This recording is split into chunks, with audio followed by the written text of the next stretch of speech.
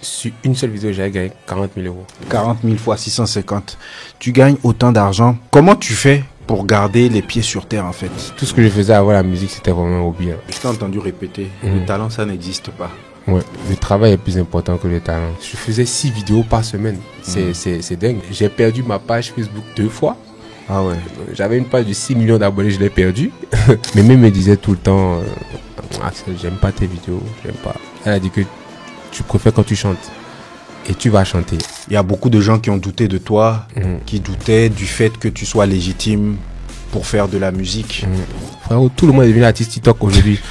J'ai tout au fait dans la musique. Dans la musique, je peux m'exprimer, je peux danser, je peux jouer dans mes clips. Si je te dis Kimi, qu'est-ce que tu me dis? Cotonou Boy Show. Alors, il a fait rire toute une génération devant et derrière l'écran, mais notre invité n'est plus juste un humoriste, ni un créateur de contenu ou un chanteur aux millions de vues. C'est aujourd'hui un homme qui a grandi entre les vidéos, entre des combats silencieux. C'est un créateur qui est devenu musicien, un influenceur, qui est auteur aujourd'hui de sa propre histoire. Aujourd'hui, on ne va pas parler seulement de ses hits, on va pas parler seulement de ses buzz ou encore de ses clashs. On va plonger la tête dans son univers et on va sonder le cœur de celui qui arpente les réseaux comme on trace sa route sans jamais laisser personne l'écraser. Vous l'aurez reconnu, ladies and gentlemen. Aujourd'hui, on reçoit Axel Merrill. Il est dans le Cotonou Boy Show. Salut Axel. Salut boss, comment tu vas? Comment vas-tu? Ça va, on est là. Ça fait plaisir de te recevoir sur le Cotonou Boy Show. Merci d'avoir accepté l'invitation. Un plaisir partagé. Ça fait un moment qu'on devait faire ça, mais bon, on dit l'heure de Dieu est la meilleure. Comme toujours. Ok. Déjà, félicitations pour ton concert à l'Institut français. On en sort là. Merci beaucoup. Sold out, salle debout. Ce soir-là, bon, tu vas dire comme d'habitude. Oui, comme d'habitude. Comme d'habitude. Mais ce soir-là, comment tu te sentais à la fin du concert? C'était il y a quelques jours. J'étais vraiment content. Oui. J'étais fier aussi. Ouais. Je pense que j'étais plus fier de comment on a géré le concert avec mon équipe. Parce que je pense que le premier concert, le concert du Casino, nous a servi de leçon. Ouais. Donc on a rectifié beaucoup de choses. Il reste encore beaucoup de choses à rectifier, mais on s'est amélioré quand même. Ouais. Voilà.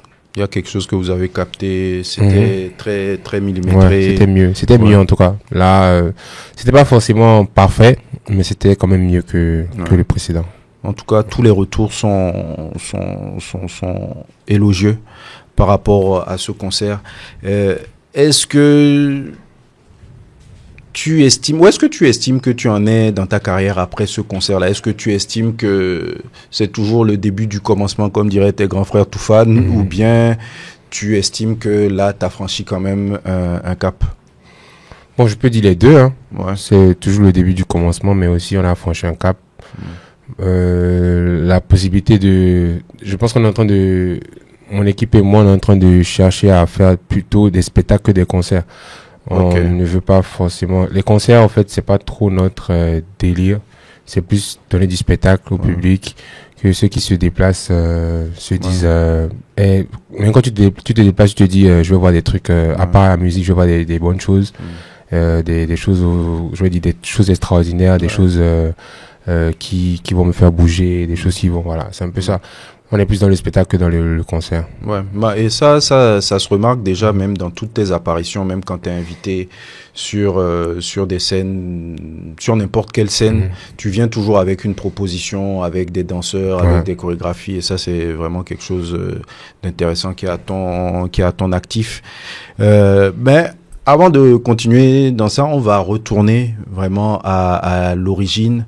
Quand tu revois le Axel enfant, quel est le premier souvenir qui te vient à l'esprit? Enfant, celui qui aimait s'amuser. Moi, je m'amusais beaucoup. Ouais. Quand j'étais enfant, je m'amusais beaucoup. Et je travaillais aussi, mais je m'amusais beaucoup. Ouais. J'aimais beaucoup me distraire. J'aimais beaucoup tout ce qui est football, tout ce qui est jeux vidéo, voilà. Et à côté de ça, quand même, je travaille beaucoup parce que je n'aimais pas être dans les derniers. Moi, je n'aime pas qu'on m'affiche, quoi. Donc, je travaillais pour ne pas être affiché. Ok, mais dans quel environnement tu nais et dans quel environnement tu grandis? Bah, je suis enfant unique, donc en vrai, j'ai grandi avec mes cousins. La plupart, c'est des cousins parce que papa, lui, il était du côté du Sénégal pendant mon enfance et tout. Et maman, elle travaille beaucoup aussi, donc moi j'étais plus avec Mémé, donc les cousins venaient souvent aussi dans la maison familiale et puis on se voyait, voilà. Ouais. Donc j'ai grandi j'étais enfant unique, mais j'ai pas vraiment été aussi seul que ça. Ouais. J'étais vraiment avec mes cousins, on était tous ensemble, donc c'est un peu comme c'est mes frères. Ouais. De toute façon, c'est les cousins, mais c'était vraiment des frères très proches. Donc j'ai grandi dans une famille qui m'a vraiment donné tout l'amour qu'il fallait. On m'a bien une très bonne éducation au niveau de ma mère. Je pense que ce que j'ai appris au niveau de ma mère, c'est plus la patience, voilà, la résilience, tout ça. Au niveau de mon père, le travail, vraiment le travail, être focus, tout ça. Donc je pense qu'ils m'ont donné une très bonne éducation. Et m'aimer, c'est vraiment la rigueur, quoi. Donc je pense que j'ai eu toute la bonne éducation qu'il fallait de tous les côtés, vraiment de tous les côtés. Et mes tantes et tout, mes oncles, vraiment parfait, quoi. Genre, ils jouaient le rôle même des parents. Voilà. Donc tu as été bien entouré. Très bien entouré, voilà, exactement. Et quel genre, bon, t'as dit que t'étais un élève plutôt sérieux. T'étais plutôt premier de la classe ou tu faisais juste ce qu'il fallait pour pas qu'on t'affiche? Juste ce qu'il fallait, hein. Ouais. Juste ce qu'il fallait. Je pense le jour où j'ai été dans les premiers, c'était plus un défi qu'on avait lancé et puis je me suis dit voilà, je vais juste montrer que je peux faire, mais j'ai pas envie, quoi. Donc le jour où la personne m'a dit oui, je pense que c'était une camarade de classe qui m'a dit que toi on te voit jamais dans les 3 premiers, parce qu'elle était, je pense qu'elle était troisième, un truc comme ça. Elle m'a dit on te voit jamais dans les 3 premiers. Donc tais-toi, elle m'a dit un truc comme ça. Elle dit ah ok, on va voir. À la fin de l'année j'étais deuxième, donc et je l'ai dit juste pour te montrer que je peux faire, mais que j'ai pas le temps, quoi. J'ai pas. C'était en seconde, je pense en seconde. Ouais. Mais tu as l'air d'être quelqu'un qui aime les défis, quelqu'un de combatif, quelqu'un qui est, c'est ça. T'aimes pas qu'on te teste. Ou ça te motive quand on te teste. Là, tu peux te dépasser quand on te teste. Oui. Ça a toujours été comme ça. Ça a toujours été comme ça. Et des fois, quand les gens font ça, ils me rendent des fois service sans le savoir. Je pense même mardi passé, on a joué au foot. Il est là, je pense. Et on a joué au foot et puis ils étaient en train de se moquer au début parce que j'étais pas chaud au début. Je lui demandais combien de buts j'ai marqué. Je lui demandais. Donc, je suis comme... c'est un peu comme un moteur aussi des fois. Tu as besoin d'adversité. Oui, très souvent. Très souvent, j'ai besoin de ça. T'es pas mal à l'aise avec l'adversité? Non, même pas. Okay. Après, moi, je suis quelqu'un, j'aime être chill. Je n'aime pas me mettre de la pression et tout. J'aime pas la pression. Mais après, à des moments, quand les gens me mettent un peu de pression en me disant, ouais, tu peux pas, tout ça, tu vas faire comment pour faire ça? Je dis, ah, ok.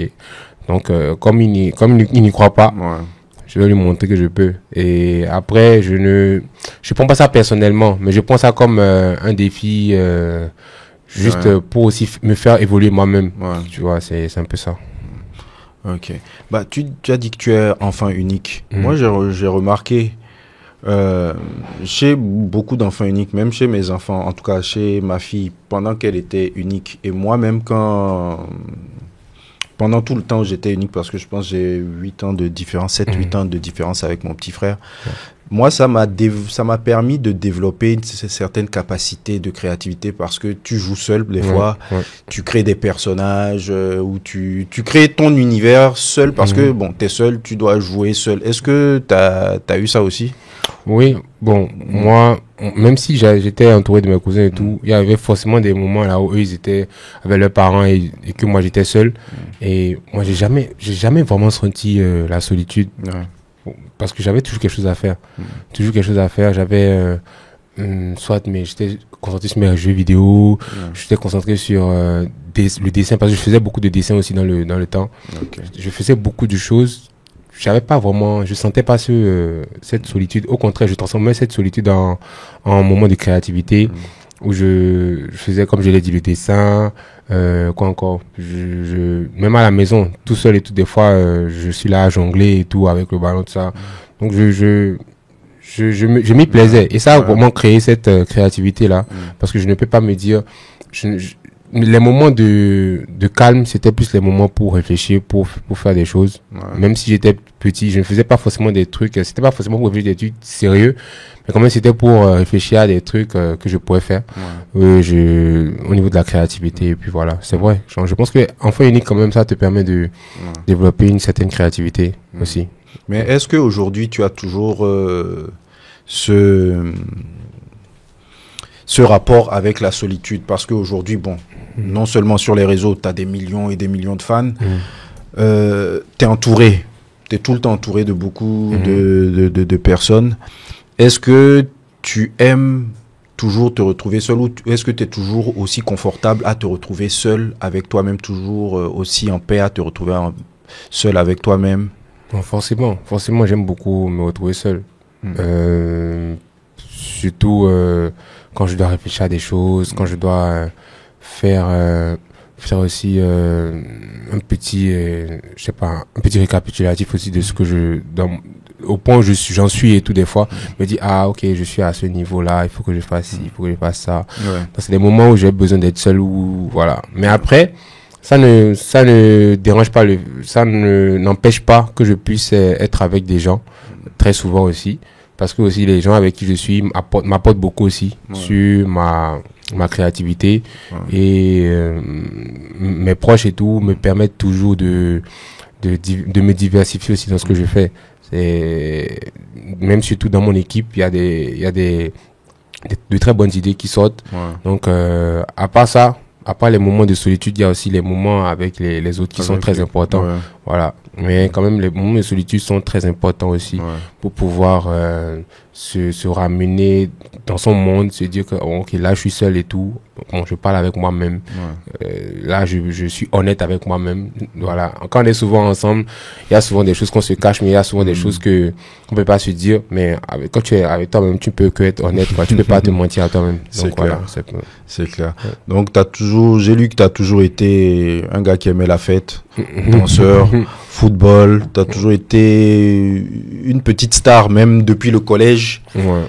Quand tu regardes ça avec du recul, est-ce que dès la base, tu savais que tu voulais être exposé, voilà? Est-ce que tu as toujours eu cet attrait pour la lumière, toujours voulu être le centre d'attention? Est-ce que tu savais que tu finirais comme ça? Non, moi j'aimais beaucoup l'art. Je faisais je pense que je me rappelle le CM2, c'est là que j'ai vraiment commencé le théâtre, au CM2. Et c'était dans une école à Ronsa, je pense que ça s'appelle Ronsa. Là, j'ai vraiment commencé l'art et tout. Et quand je suis allé au collège, là, j'ai continué avec tout ce qui est danse. Je dansais un peu plus. Pour moi, c'était pas forcément pour être le centre de l'attention, mais plutôt parce que je voulais expérimenter des choses. Je voulais me dire, mais j'aime bien, en fait, faire ça. Je peux essayer. Te mettre en scène, voilà, en tout cas. Exactement. Et créer, proposer des choses. Voilà. Et je me rendais compte que plus tu étais devant les gens, plus il y avait une certaine gêne. Et je voulais dépasser cette gêne-là. Donc, à chaque fois, je faisais, par exemple, des battles, tout ça. J'enlevais cette gêne-là et tout. Je faisais des battles, je faisais des prestations devant les gens. Je faisais... comment je vais dire, même il y a des compétitions, comme je l'ai dit, les battles et tout. Chaque fois qu'il y a des journées culturelles et tout, il y avait forcément une prestation et tout. Je me mettais là et puis je faisais ce que j'avais à faire. Ça me permettait d'avoir une certaine d'être un peu à l'aise avec le public, et ça me mettait bien aussi parce qu'il y avait des gens qui regardaient, qui aimaient bien ce que tu fais et tout. Donc voilà, je me suis dit pourquoi pas.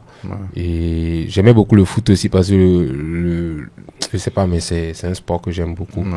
Et j'avais envie même de faire du foot, mais voilà, c'est mon maman qui a refusé. Ok. Donc tu fais ton collège ici à Ronsard, c'est ça? J'ai fait Ronsard, c'est un primaire. Primaire, j'ai fait presque tout mon primaire à Ronsard. Après je suis allé au CED qui est juste en face de l'église Sacré-Cœur. J'ai fait 6e, 5e. Après, je suis tombé à Saint-Jean-Baptiste. J'ai fait la 4e à la terminale à Saint-Jean-Baptiste. Ok, d'accord. Et tu as ton bac? Ouais. Après ton bac, tu t'envoles pour le Sénégal? Sénégal, ouais. Tu t'envoles pour rejoindre tes parents? Oui, mais ma mère, au fait, elle a rejoint papa, en fait, juste avant. Parce que moi, c'est quand j'étais en 3e que ma mère est partie.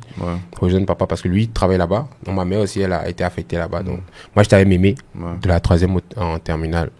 Et c'est là que j'ai rejoint, en fait, les parents après. Non, moi, je devais voyager pour aller en France, mais on a décidé que je vienne avec eux, comme ça, on reste un peu ensemble. Tu fais la transition là-bas. Voilà.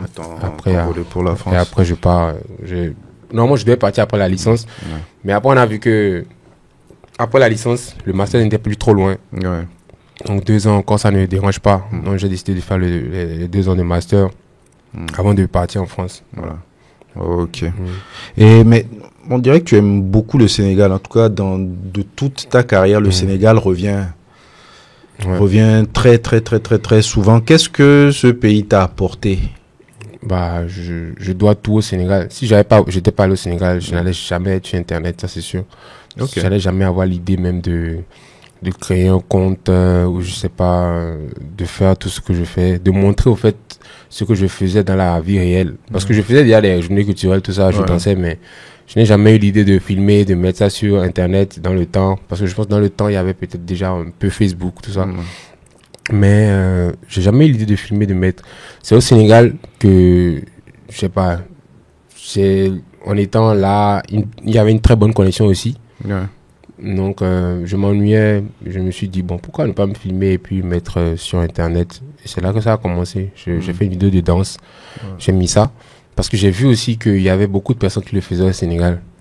Voilà. Parce qu'il y avait beaucoup de battles au Sénégal. Et les gars, ils filmaient les battles, ils mettaient. Ils filmaient les battles, ils mettaient. Et ça m'a poussé à faire ça, à faire une vidéo de danse, juste comme ça, dans ma chambre.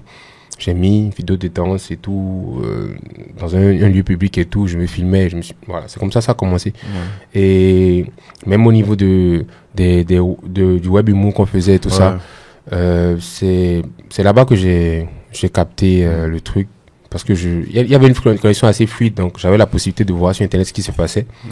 Il y avait les J-Max au début qui faisaient des vidéos, tout ça. Et je me suis dit, mais en Afrique, il n'y a pas vraiment des gens qui font ça. Je me suis lancé dedans.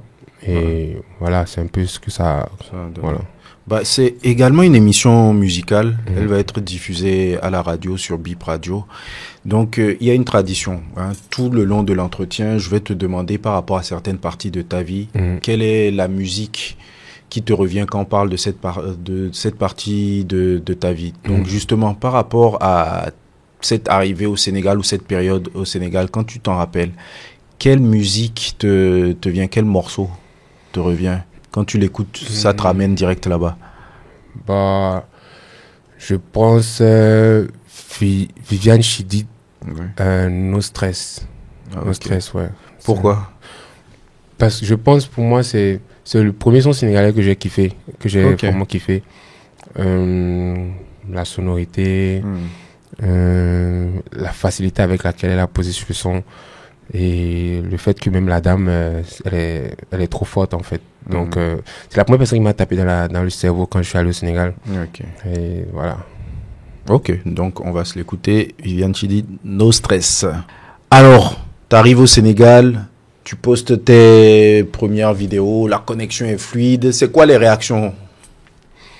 Pour l'instant, au début c'était les gens de la famille qui voyaient vite fait.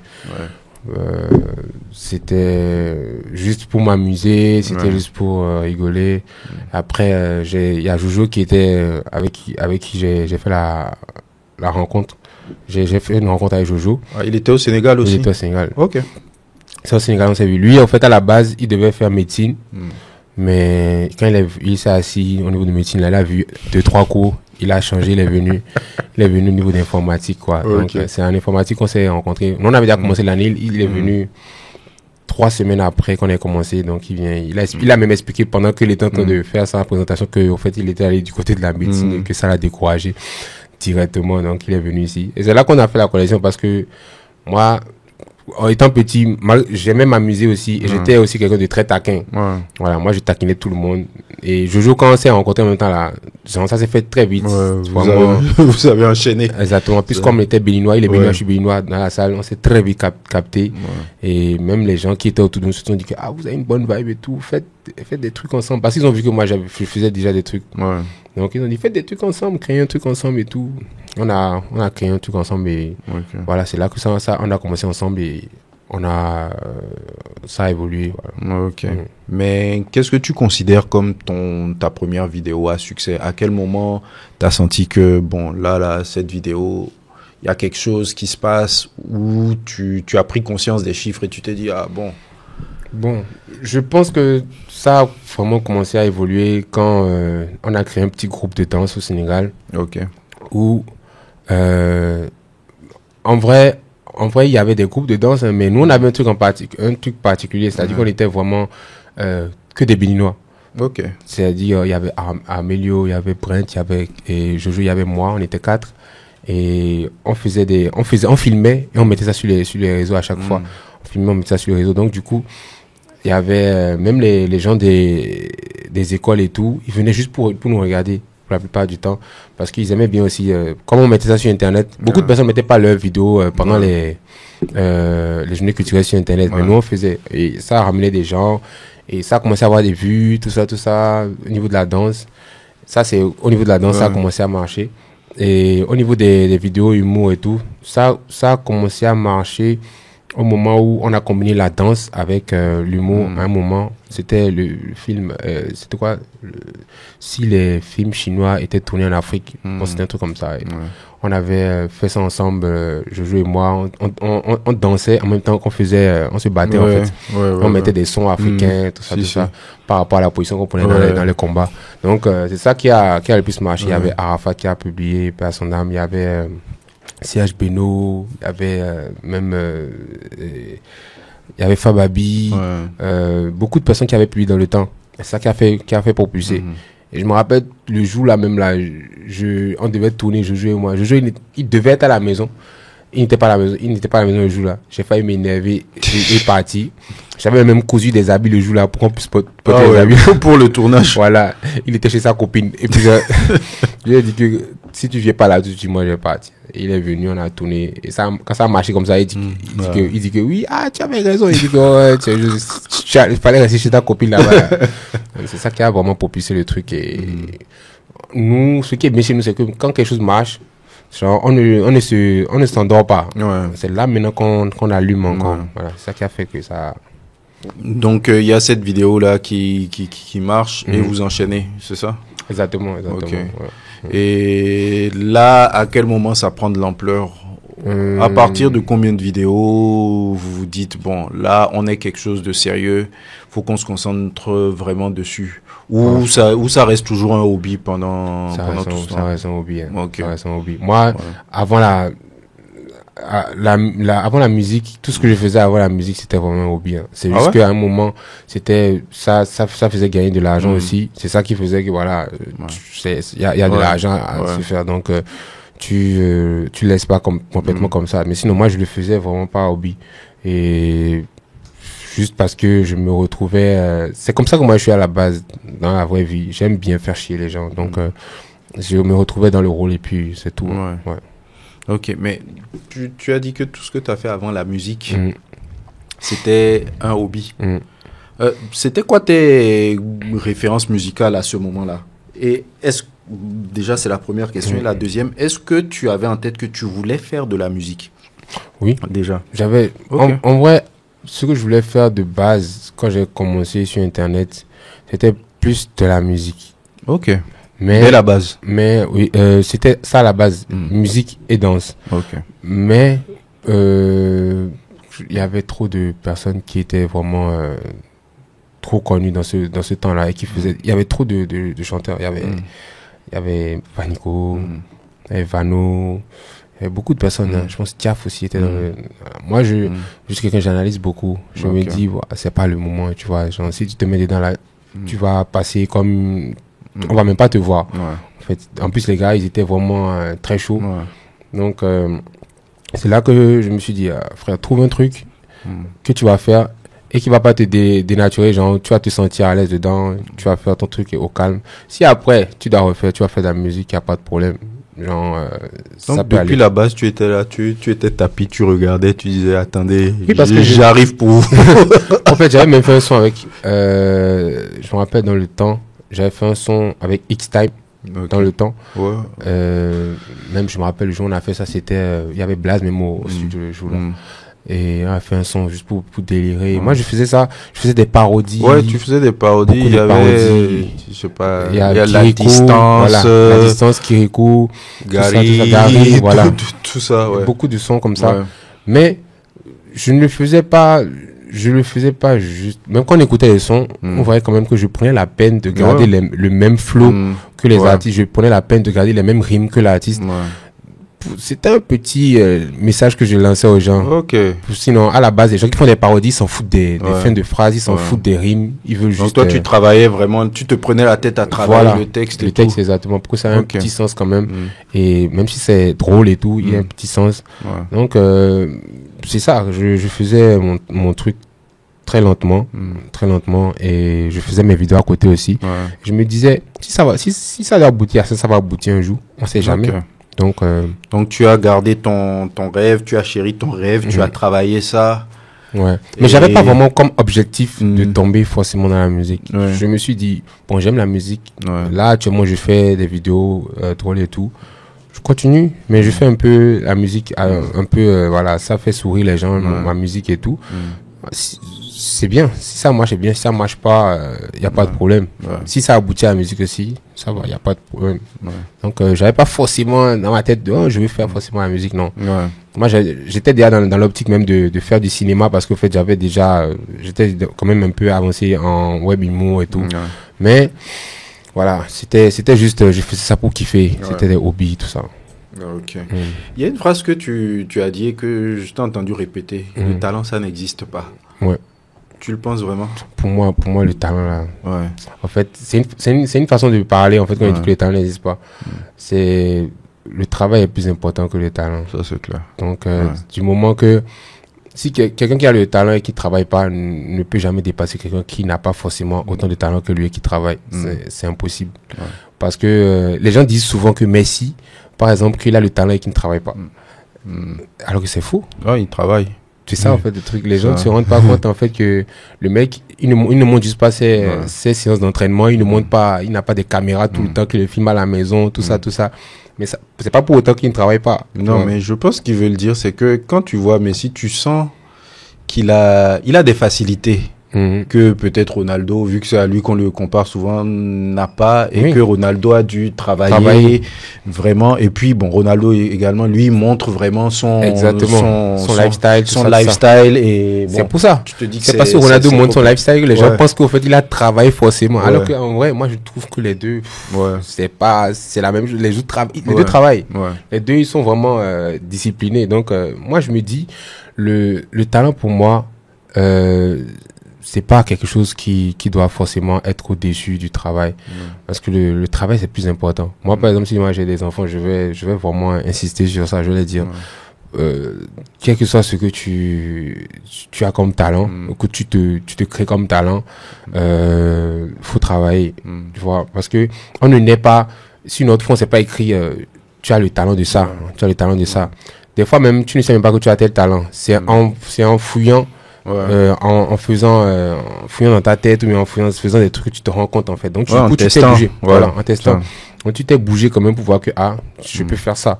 Et moi, je ne pense pas que Dieu, par exemple, en voyant sur terre, il écrit sur toi, musique. Il ne crée pas sur toi football. Il y en a qui ont, mais qui gaspillent, hein. Qui, justement, du fait de ne pas travailler. Exactement. Ou bien, en étant trop confiant, ne travaillent pas et finissent par se faire dépasser. On se dit, ouais, franchement, lui, il était trop talentueux. Exactement. Mais moi, cette phrase-là, non, il était trop talentueux. Non, c'est juste qu'il n'a pas travaillé. Ça, c'est clair. C'est important. Moi, parce que, je sais pas, mais même je prends le côté, je dis beaucoup de merde, mais même le côté voix. Quand quelqu'un, par exemple, a une très très belle voix, Il y a des gens qui ont des très très belles voix aujourd'hui, par exemple, mais ça marche pas. Ouais. Alors qu'ils font des sons aussi. Ouais. Ils font des sons aussi, mais ça marche pas. C'est pas parce que, en fait, les gens n'aiment pas leur voix. C'est parce que peut-être ils n'ont pas trouvé la bonne solution qui va avec leur voix. C'est tout. Parce que, moi, je prends un exemple. Même au niveau il y a des gens qui n'ont pas des voix aussi excellentes que ça. Mais, ils sont plus forts aujourd'hui, je dirais plus forts, parce qu'en fait, des gens ont dit que les gens qui ont les plus belles voix sont plus forts que ceux qui n'ont pas des belles voix. C'est fou. Celui, par exemple, qui a une voix excellente, qui n'arrive pas à l'utiliser à bon escient, ne peut pas être plus fort que quelqu'un qui, par exemple, n'a pas une meilleure voix, c'est clair, qui l'utilise mieux. C'est clair. C'est ça, en fait. C'est clair. Donc, la force, vraiment, c'est dans le travail. La force, c'est pas dans le talent. Si tu n'arrives pas à bien exploiter ce qu'on t'a donné, comme, je sais pas, comme bénédiction, je dirais, Dieu t'a béni peut-être de quelque chose et puis tu n'arrives pas à bien l'utiliser, bah, c'est chaud. Et moi, je me demande aussi, est-ce que, par exemple, un bébé, par exemple, quand il sort du ventre de sa mère, il n'a pas directement la voix. Il n'a pas directement la voix qu'on entend aujourd'hui. Par exemple, je prends Ed Sheeran, par exemple, quand il sortait du ventre de sa mère, il n'avait pas cette voix-là. C'est en voulant chanter et en cherchant en fait des tonalités qu'il s'est trouvé en fait une voix, un truc directement. Donc, le plus important pour moi aujourd'hui, c'est le travail. Le travail. Maintenant, en travaillant en fait, forcément, ce que tu as en toi va sortir. Et c'est facile. Moi, je ne pourrais jamais me dire aujourd'hui que je pourrais faire forcément du live, mais en restant rigoureux, en faisant en testant des choses et tout. Je pense que c'est plus simple pour moi aujourd'hui. Voilà. Tu maîtrises ton karaté. Exactement. Oui, c'est ça. Mais ça me fait plaisir qu'on ait cette discussion-là.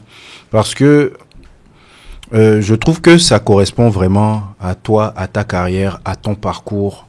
Bon, là, on peut parler franchement. Hein. Tu sais que dans le game, quand tu es arrivé, il y a beaucoup de gens qui ont douté de toi, qui doutaient du fait que tu sois légitime pour faire de la musique. Même si le grand public t'a adopté très tôt, il y a toujours ce truc politique où le game, les gens ils te regardent comme ça, ils disent oui, bon, Axel il vient, il a déjà des millions de followers, il a déjà de l'argent, c'est pour ça que ça marche, c'est pour ça que ceci. Et c'est pas parce que tu es là que je le dis. J'ai eu beaucoup de discussions avec les gens où moi je t'ai toujours vu comme quelqu'un qui aimait profondément la musique et qui se donnait les moyens de sa politique, ok, et qui se donnait le moyen de sa politique en quoi? En faisant de bonnes scènes. Quand tu avais l'opportunité de faire une scène, avec les cachets qu'on connaît, je pense que tu réinvestis quasiment la totalité du cachet pour pouvoir donner un spectacle, comme tu dis. Et pour moi, c'est que je pense que ton talent, c'est pas forcément d'être chanteur, mais c'est d'avoir une intelligence, comme tu as dit, de savoir analyser, de savoir observer, de connaître tes forces et de connaître tes faiblesses et d'optimiser ce que tu as optimisé. Et toi, tu estimes que ton talent dans tout ça là, c'était où? Déjà, moi, je n'ai jamais considéré même le fait de chanter même comme étant un talent extraordinaire déjà. Parce que tout le monde, aujourd'hui, tout le monde peut chanter. Hein. Pour moi, tout le monde peut chanter. C'est juste dans comment promouvoir ce que tu as chanté qui est le plus important. C'est ça. Pour moi, aujourd'hui, même si je quitte ici, je vais au studio, je vais faire un son. Et je vais le faire en 45 minutes. J'ai déjà fait des sons maximum 1 heure. J'ai fait des sons devant les gens en live, même sur TikTok. J'ai fait des sons en live et tout. En 1h30, comme ça. Genre, le beatmaker est à côté de moi, il fait le beat comme ça. Et puis, je fais le son. Je l'ai fait. Et ce n'est pas ça le truc le plus dur. Le truc le plus dur, c'est la promo. Ok. Le truc le plus dur pour moi, c'est la promo. Et beaucoup de personnes vont se dire, ouais, Axel, il est fort dans sa promo, tout ça. On minimise le boulot qui est fait au studio. Peut-être on minimise le boulot qui est fait au studio parce que pour moi, c'est facile. Moi, je suis désolé, c'est mon travail. Mais peut-être que c'est facile parce que tu as compris des codes. Oui. Ou tu as compris des choses que celui qui a la plus belle voix n'a pas compris. Peut-être. C'est ça, peut-être aussi. Mais après, je trouve que les gens se prennent trop la tête pour des fois. Les gens ont envie d'écouter de la musique, s'amuser. Ils ont envie d'écouter leur vécu. Ils ont envie de chanter ce qu'ils ont l'habitude de vivre. Ils ont juste envie de kiffer, quoi. Non, les gens n'ont plus le temps de la philosophie. Essayer les gens ont envie de chanter, de pouvoir chanter comme, il faut chanter comme les gens, pour que les gens puissent avoir la facilité de chanter. Quelqu'un qui, par exemple, n'a pas la plus, moi, je pense que c'est pourquoi les gens qui ont des très, très belles voix, c'est dur un peu des fois. C'est parce que la personne, des fois, va vouloir chanter ton son, mais va se rendre compte qu'il n'arrive pas à chanter comme toi. Tu vois, il trouve que c'est trop technique pour lui, tu vois. Alors que toi, imagine-toi, par exemple, que tu chantes le plus simplement possible, dans une cadence très simple, un zouk très simple. La personne arrive à chanter exactement dans la même cadence que toi. C'est forcément que ça va taper. En plus, tu parles de quelque chose qui a déjà touché la personne. Par exemple, le son, salut mes amis célibataires, tu vois. C'est un truc très simple. Les gens se reconnaissent dedans, mais les gens se disent que c'est nous les célibataires, ou bien carrément même les autres qui sont pas célibataires, ils pointent les célibataires du doigt. C'est des trucs très simples, mais qui captent directement l'attention. Tu vois, moi, quand je fais ma musique, je suis en même temps dans la promo de la musique pendant que je fais le son. Ok. C'est-à-dire que pendant que tu conçois le son, tu penses déjà comment le promouvoir. Je pense comment le promouvoir. Je pense déjà à comment quelqu'un qui écoute le son va se sentir, comment il va percevoir le son. Est-ce que à ce niveau-là, c'est bon de mettre il ou elle, ou bien de mettre quelque chose qui ne touche pas forcément le genre. Parce que des fois, si tu dis par exemple Mago, ça sera difficile pour une fille d'utiliser par exemple Mago, de dire peut-être ma chérie, ou bien de dire peut-être tout simplement chérie, quoi. Chérie, tu vois, au lieu de dire tu dis chérie, tu vois, ça permet au fait aux deux gens d'utiliser. Il y a des trucs qui font des fois que tu perds un côté du public qui peut chanter ton son. Juste à cause d'un mot. Tu perds un côté du public qui peut chanter ton son.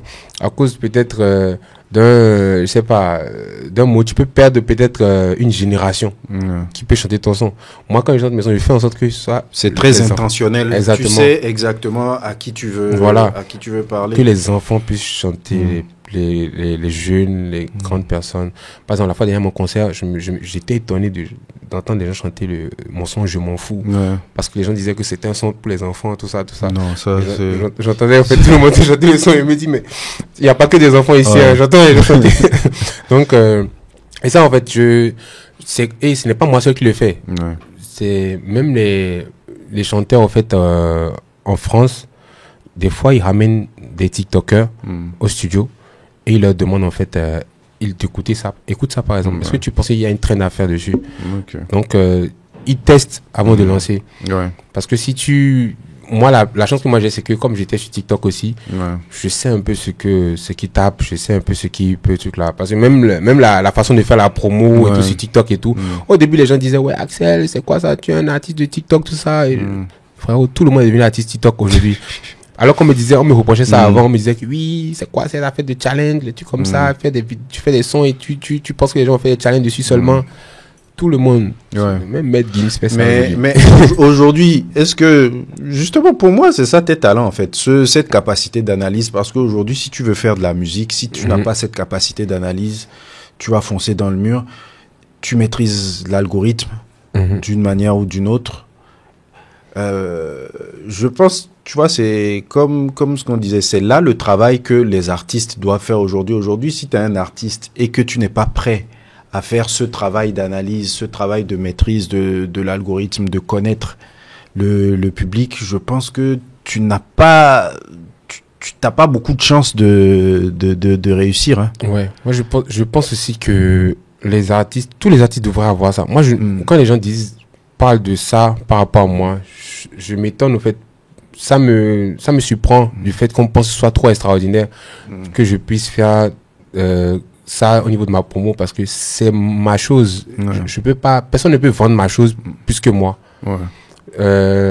Les artistes, par exemple, qui sont signés en maison de production, ils ont des gens qui gèrent ce volet-là pour eux. Des gens qui gèrent, par exemple, le volet communication, le volet promotion pour eux.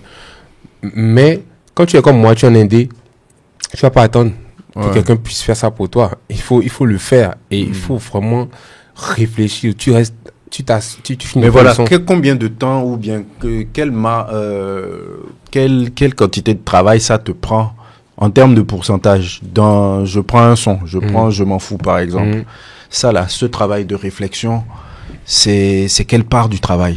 Des fois, la plupart du temps, c'est même pas des fois, la plupart du temps c'est très naturel, ça vient très naturellement. Je finis un son et juste pas des concours de circonstances comme ça, il y a quelque chose qui me met sur un chemin de promotion. Par exemple, je donne un exemple, je m'en fous, quand je le faisais, c'est un son que j'ai fait depuis. Que j'avais jamais touché. C'est un peu comme une comptine. Je ne l'ai jamais publié, tout ça. Mais quand je gagne le prix MUD,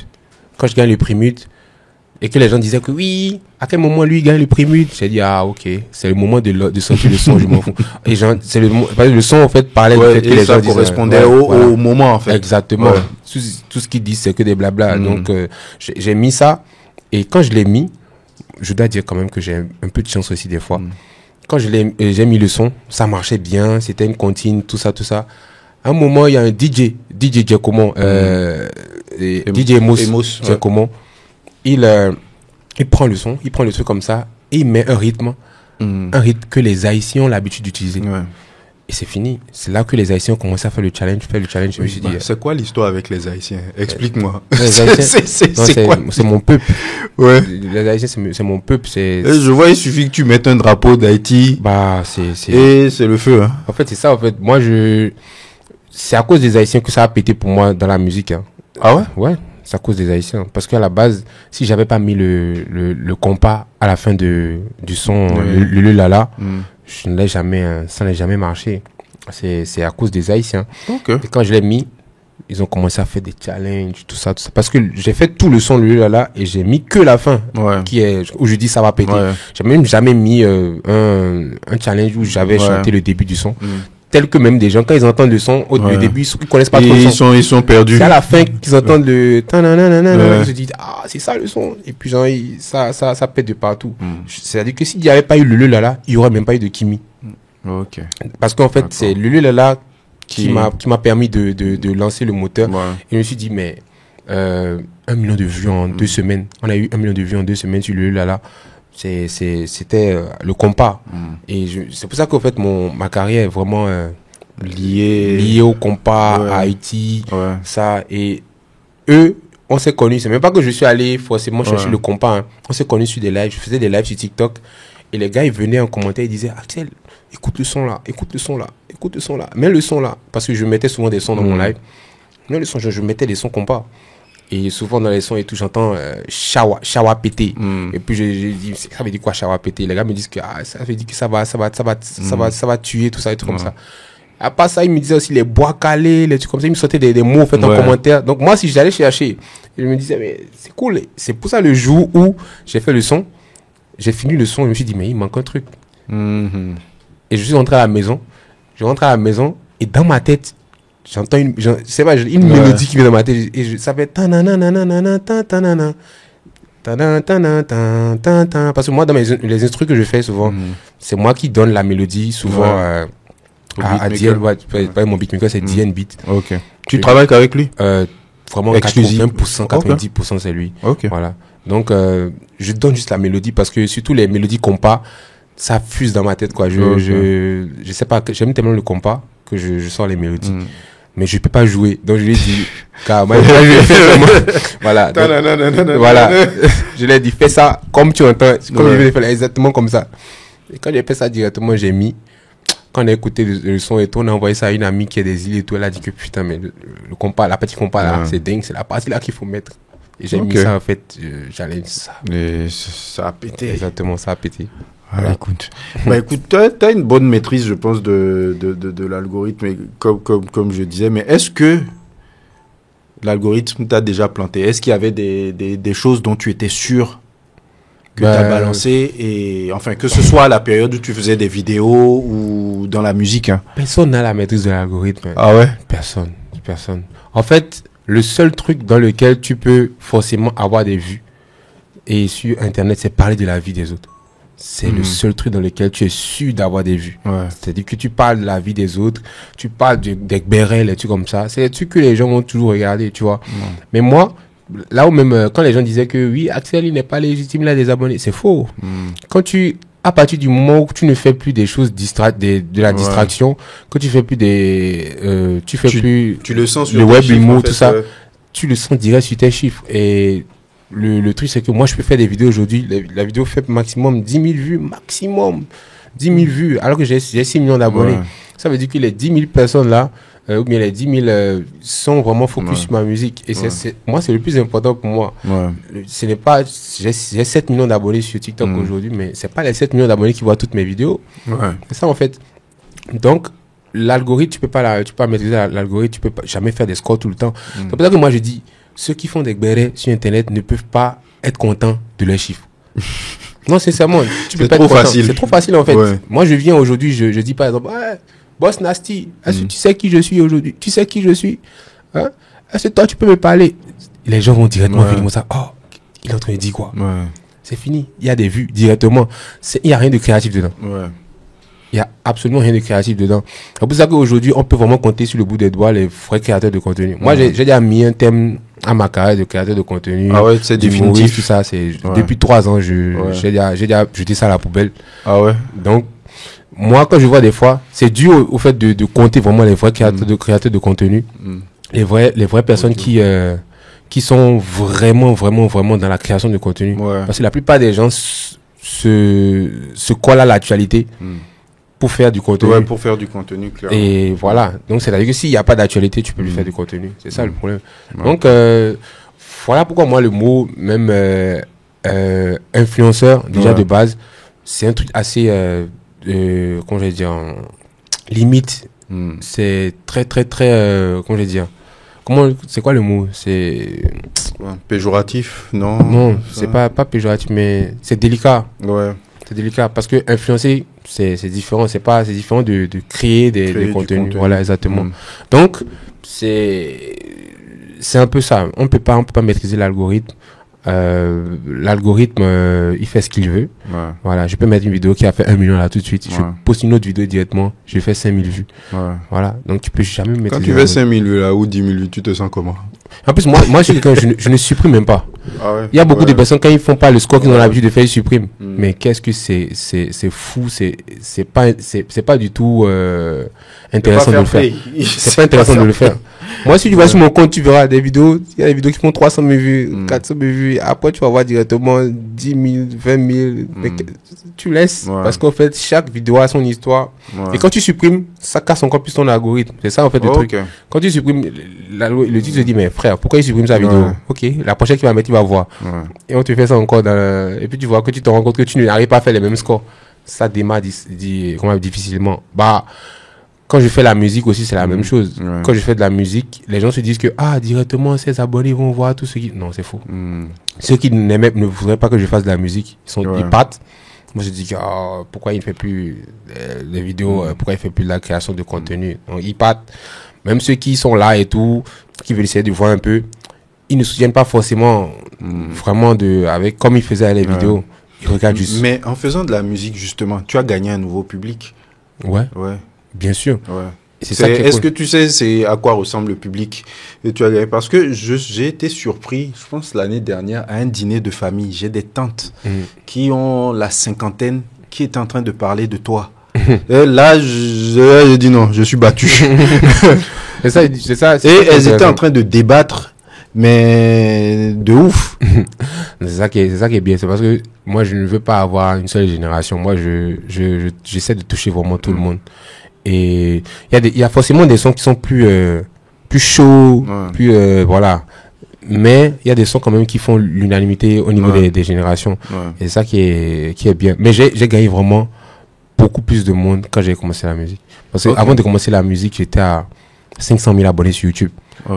Dès que j'ai vraiment arrêté avec les vidéos humoristiques, j'ai vraiment création de contenu, tout ça, que je suis mis vraiment dans la musique.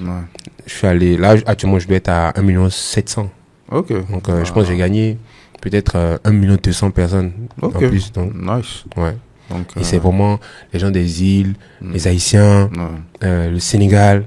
Parce que le Sénégal, vraiment... Le Sénégal, même quand je fais une petite statistique de mon YouTube depuis que j'ai commencé. Ouais, c'est le Sénégal, quoi, en tête. Ouais. Ok. Bah, écoute, j'aimerais qu'on revienne sur ta période en France. Donc, comment ça se passe ton départ en France? Donc, et du coup, tu te retrouves en France avec Jojo encore? Oui, mais Jojo, il était parti avant moi. Ok. Et moi, en vrai, je pouvais partir aussi dans le même temps que lui. Mais moi, j'ai décidé de, comme je t'ai dit, de faire mon master d'abord au Sénégal. Parce que j'aimais bien. J'ai bien aimé, en fait, l'école que je faisais. Je voulais finir avant maintenant de partir. Parce que je voulais pas partir avec une licence. Je voulais finir mon master. Quand je suis parti, j'ai commencé une nouvelle licence en cinématographie, en cinéma, montage et effets spéciaux. Donc, j'ai fait ma licence. J'ai fait un L3 là-bas encore. Et voilà. Mais moi, je me suis pas du tout intégré. Hein. Moi, moi, je suis resté vraiment béninois, béninois. Un béninois qui se cherche et qui fait ces trucs au cas. Même dans les vidéos, tu vois qu'il n'y a pas de wesh wesh. Non, toi t'es... Il n'y avait pas de wesh wesh du tout. Il y avait mais pourquoi tu te sentais pas... Moi, je suis pas influençable du tout. Moi, même...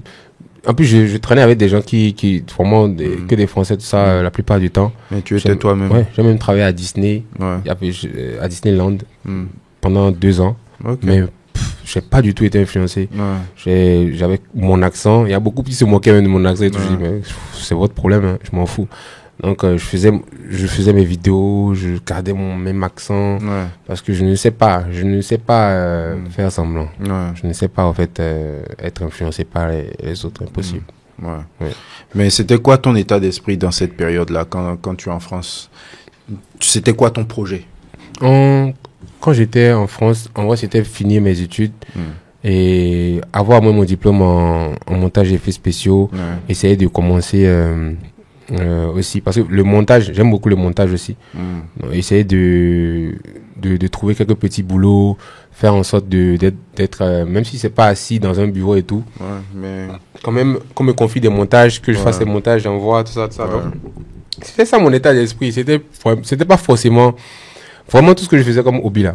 Je n'avais pas forcément envie de faire ça toute ma vie. Je voulais vraiment juste gagner mon argent du côté des vidéos que je faisais, mettre de côté, essayer de faire maintenant, de rester maintenant de mon côté, faire des petits montages, tout ça, kiffer ma vie au calme.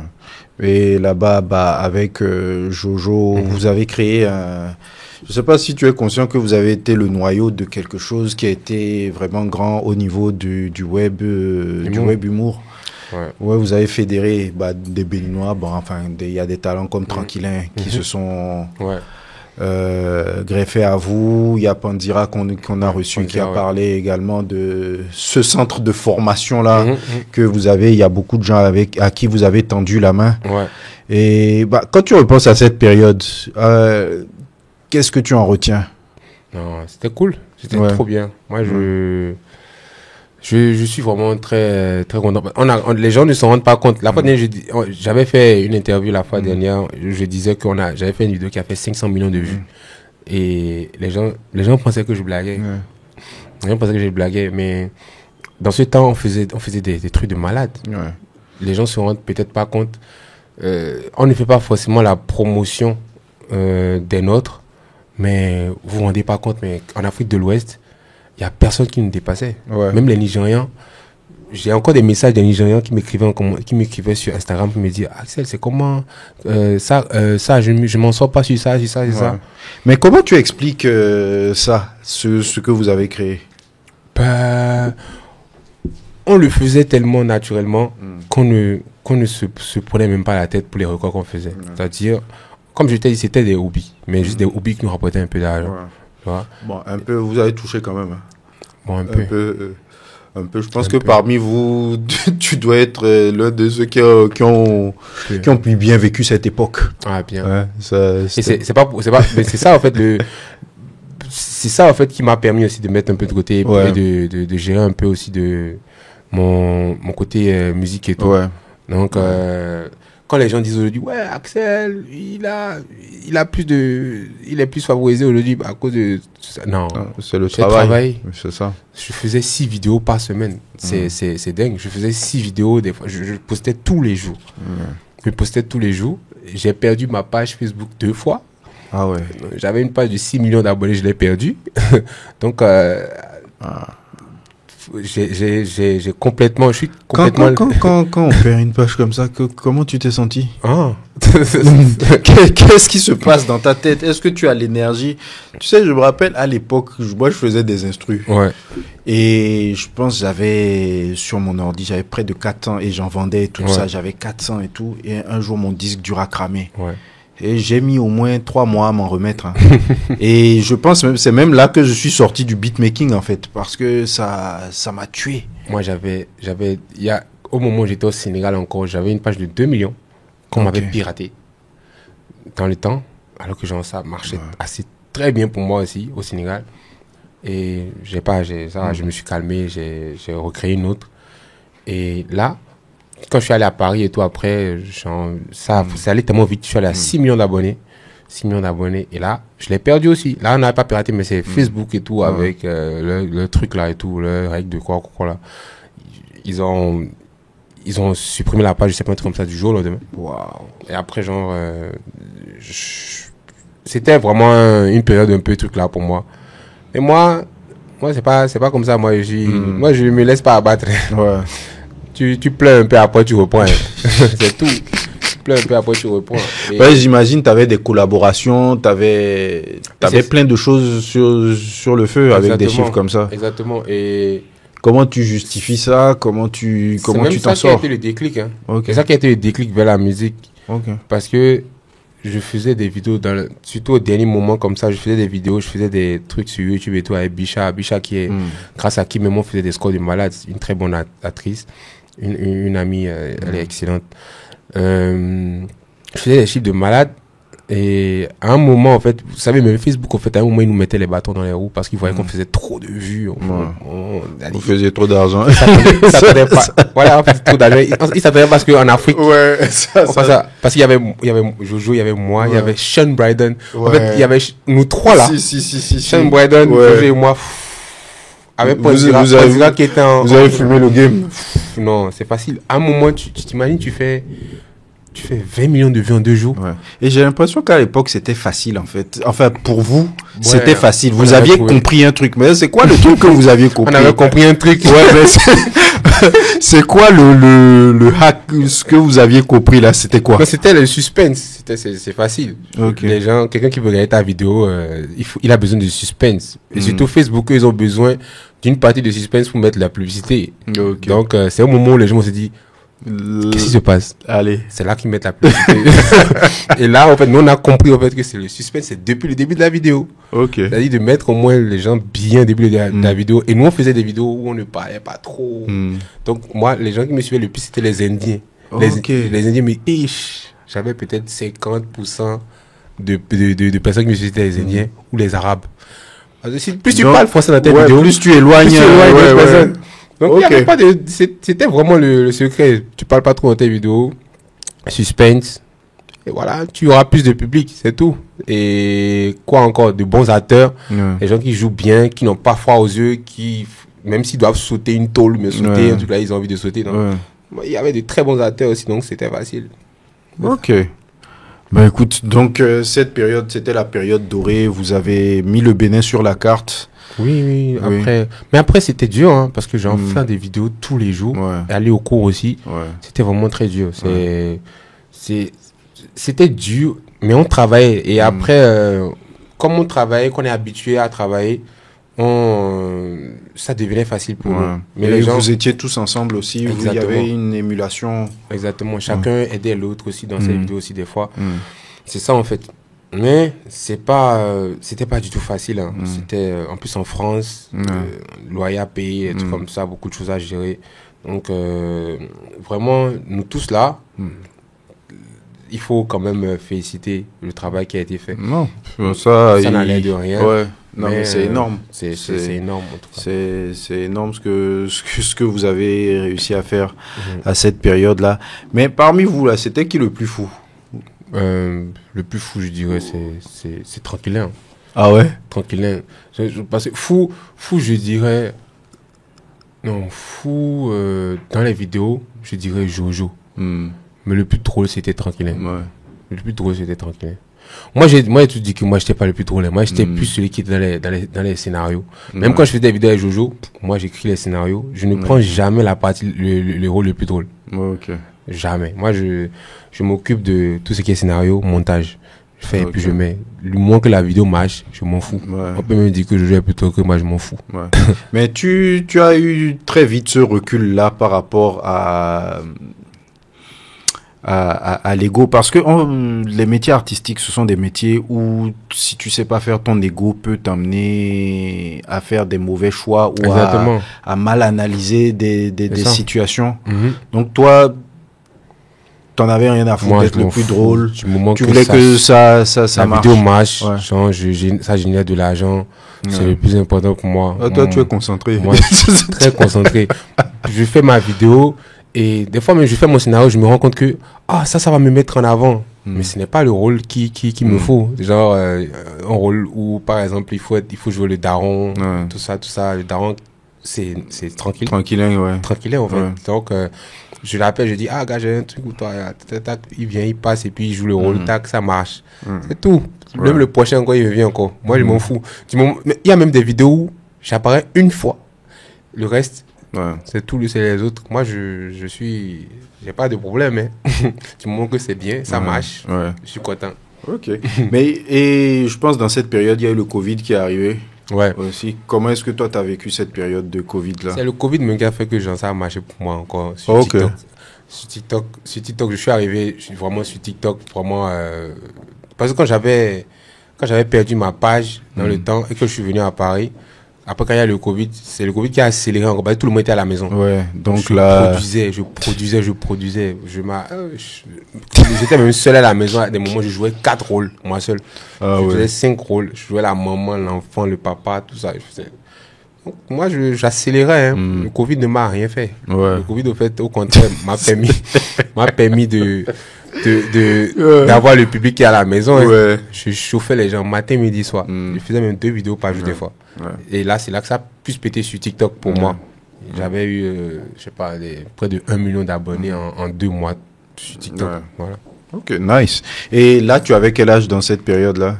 Dans cette période, j'avais, je pense, je dois avoir 23 dans la période du Covid, 23, 24, bon. Je sais pas. Maintenant, sans rentrer dans les détails, parce que je pense que ça, c'est des questions qui intéressent tout le monde. L'argent de Facebook ou l'argent du web, approximativement, donne une fourchette. Combien tu pouvais gagner par mois dans cette période-là? Non, par mois, je sais pas si je peux estimer, mais j'avais dit la fois dernière dans une interview qu'il est arrivé dans une vidéo. Sur une seule vidéo, j'avais gagné 40 000 euros. 40 000 euros. Ok. Pourquoi je demande ça? Parce que tu as 23 ans, tu as 23 ou 25 ans. Tu gagnes autant d'argent parce que c'est beaucoup d'argent. Si vous voulez savoir, ça fait combien vous multipliez par 650. À peu près 40 000 fois 650. Tu gagnes autant d'argent. Comment tu fais pour garder les pieds sur terre, en fait? Qu'est-ce que ça change dans ta vie? Parce que ça doit forcément changer des trucs, parce que tu as un pouvoir là. Là, tu peux t'offrir ce que tu veux. C'est l'éducation aussi. Hein. Ouais. Quand les parents te rappellent tout le temps que tu n'es rien. Que tu restes leur enfant. Voilà, que tu n'es rien. Tu es mon enfant, tu restes mon enfant, tu n'es rien. Tu n'es rien devant les autres, tu n'es rien devant personne, devant Dieu, tu n'es rien. Bah, c'est ça.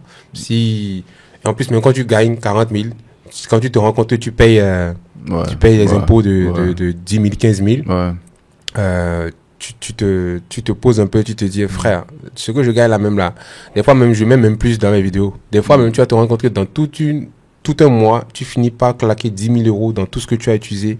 Peut-être louer telle chose, payer même les figurants, tout ça. Tu te rends compte que tu as utilisé 10 000 euros et tu as gagné peut-être dans tout le mois 1 000 euros. Ouais. Tu vois, des fois tu perds, mais des fois tu gagnes. Ouais. Et c'est ça qui est... Ça permet de rester d'avoir les pieds sur terre, quoi. Je te dis que je peux gagner tout ça aujourd'hui, mais demain, je peux avoir 0 francs. Ouais. Demain, je peux avoir 0. Il y a des moments où on n'avait rien. Il y a des moments où tu es comme ça et puis ton compte, c'est en moins. Tu as envie tu te demandes, mais est-ce que c'est moi-même qui viens de gagner le mois passé là?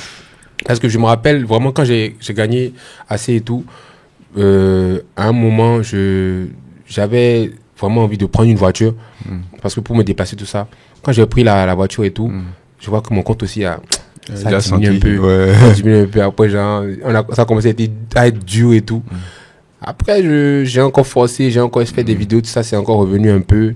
Mais je me suis rendu compte que du jour au lendemain, tu peux avoir vraiment le plus d'argent possible, mais du jour au lendemain, ça peut balancer, hein, ça peut directement être 0. Voilà pourquoi nous on gardait tous la tête. Vous étiez concentrés. Et puis suite, voilà. Ouais. Même n'importe personne n'avait vraiment ce type de j'ai l'argent, ça, non, même pas. Nous tous on était vraiment concentrés. Parce que si tu fais genre on va te sortir du groupe très vite, on va te jeter. Vous-même vous étiez comme ça entre vous quoi. Voilà. Vous disiez la vérité. Et on partageait aussi, on avait à partager. Il y a même des gens avec qui on a commencé depuis, avec qui on est encore aujourd'hui. Ça est Armand. Lui, il nous filmait au début, mais il fait des vidéos aujourd'hui aussi. Il y a aussi, comment il s'appelle aussi? Il y a aussi un Camerounais là. Il est très fort aujourd'hui aussi. Lui, c'est l'un des meilleurs influenceurs français aujourd'hui. Donc tous ceux qui nous filmaient au début sont fait la formation. Ils sont maintenant de très bons trucs là. Donc voilà un peu. Ok. Et deuxième morceau, quand tu repenses à cette époque-là, est-ce qu'il y a une musique qui te vient en tête? Une musique qui me vient en tête, Fireboy. Je pense que c'est Nobody. Je pense que c'est Nobody. C'est Fireboy qui a chanté ça. Je pense. Je pense que c'est Fireboy qui a chanté le son là. Nobody. Ouais. Ok. C'était ce que tu saignais à l'époque. Voilà. Qu'est-ce que tu aimais dans la chanson? En vrai, j'écoutais beaucoup. En fait, j'écoutais beaucoup Fireboy. Ok. Je pense que j'écoutais beaucoup. Juste comme ça. C'est un bon artiste. Et comme je prenais aussi beaucoup les bus, les trucs comme ça au début, mon casque, musique à fond, et voilà quoi. J'écoutais beaucoup, c'est ça. Ok. Alors là, on va enchaîner sur 3 moments ou 3 événements, je pense, qui ont marqué ta vie, en général, et ta vie artistique. Si je te dis Kimi, qu'est-ce que tu me dis? Je dis, je vais pas en parler. Pourquoi? Parce que il y a trop des gens qui ne réfléchissent pas sur Internet, donc je vais pas. Non, même de la musique, hein, je parle pas. Non, la musique, c'est ma musique. Qu'est-ce que ce morceau-là a apporté? Aujourd'hui, c'est problématique de parler du morceau-là. Non, le morceau, c'est bon, il n'y a pas de problème. Je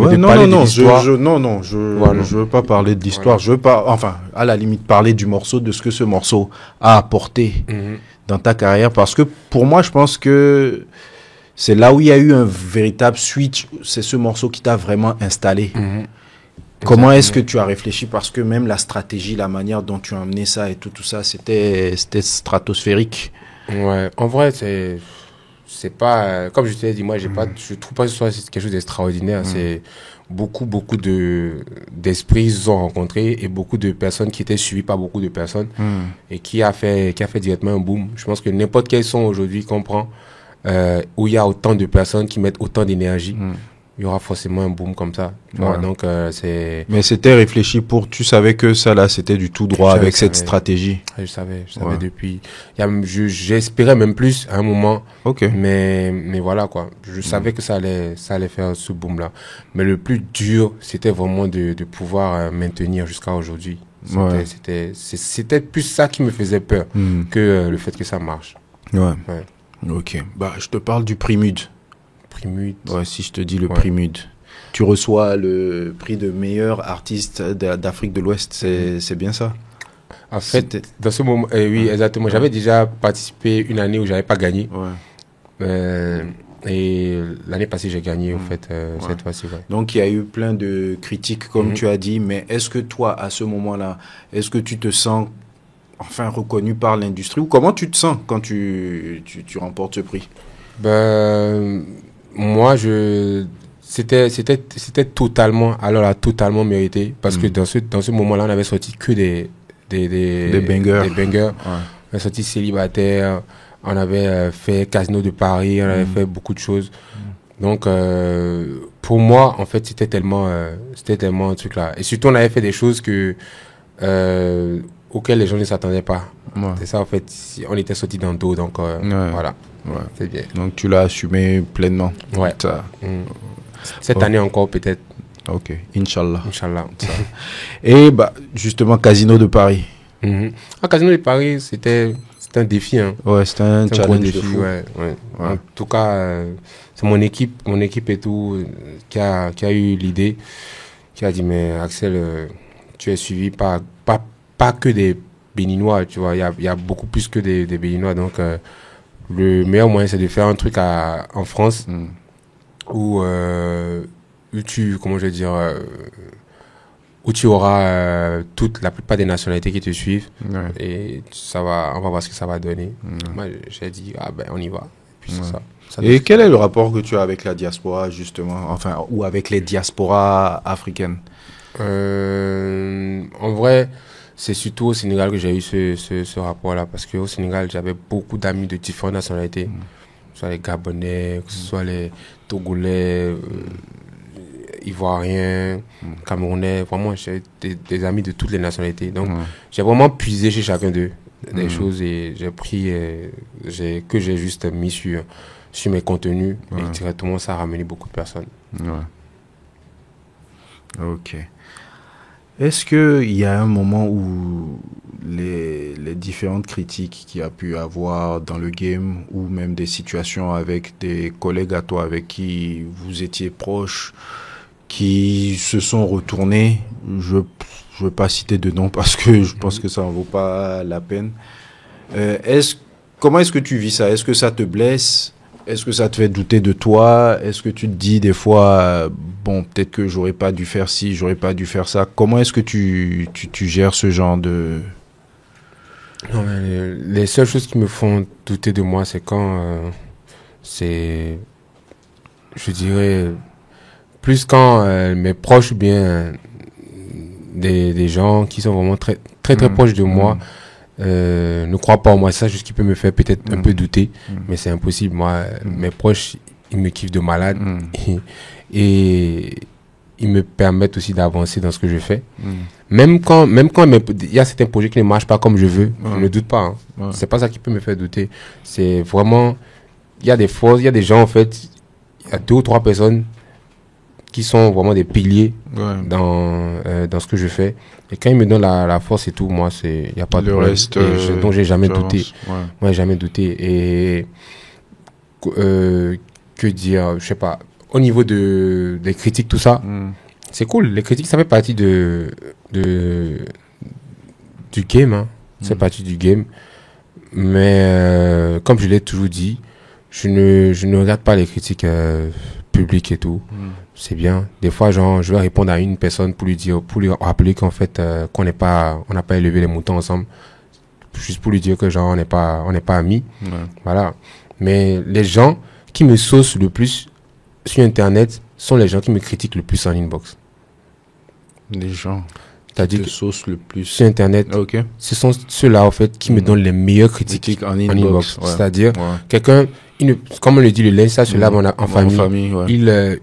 Il fait tout il va te défendre de malade. Truc, et à l'intérieur, il va te dire, gars, voilà. Ça... Je prends l'exemple de Jekila. C'est mon oncle. C'est mon oncle. Il ne peut jamais... Il a dit, je peux pas aller te critiquer devant les gens et tout ça. Mais, là, faut lever ça, là. Voilà. Il y a mes sons, je lui envoie souvent mes sons. Et il dit ça, là, faut mettre ci, faut mettre ça. Enlève un peu ça, fais ça.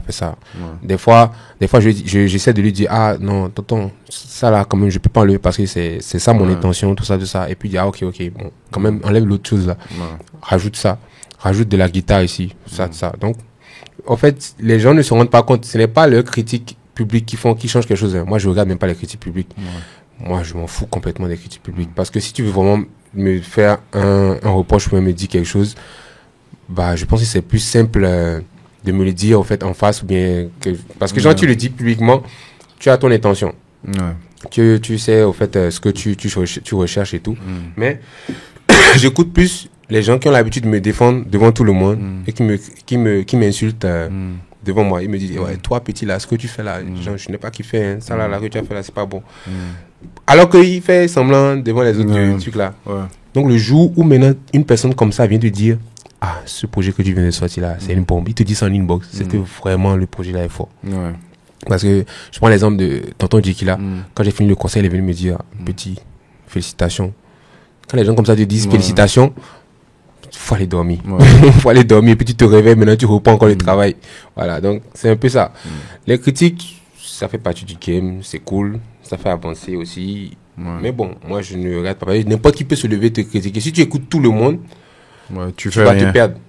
Voilà, tu vas te perdre parce que tu vas essayer de tout arranger. Alors qu'en vrai, c'est petit à petit que tu vas arranger les choses. Et les gens qui vont te faire avancer petit à petit, c'est les gens qui viennent dans ton inbox et qui t'écrivent. Ok. Alors, quel rapport tu as avec la célébrité et avec l'exposition?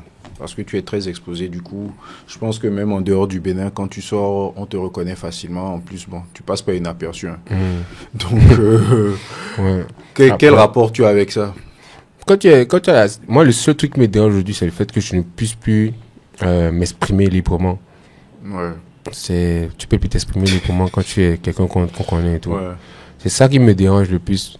Parce que tu peux dire, il y a quelqu'un par exemple sur les réseaux qu'on ne connaît pas du tout, quelqu'un de lambda, il peut mettre n'importe quel commentaire, donner son avis sur quelque chose, et on va même pas calculer. On va pas calculer, mais toi, aujourd'hui... en fait, tu vois, par exemple tout à l'heure tu m'as posé une question, et j'ai été peut-être un peu trop brusque pour t'arrêter directement, parce qu'au fait, tu vois, moi les gens ne réfléchissent pas sur Internet.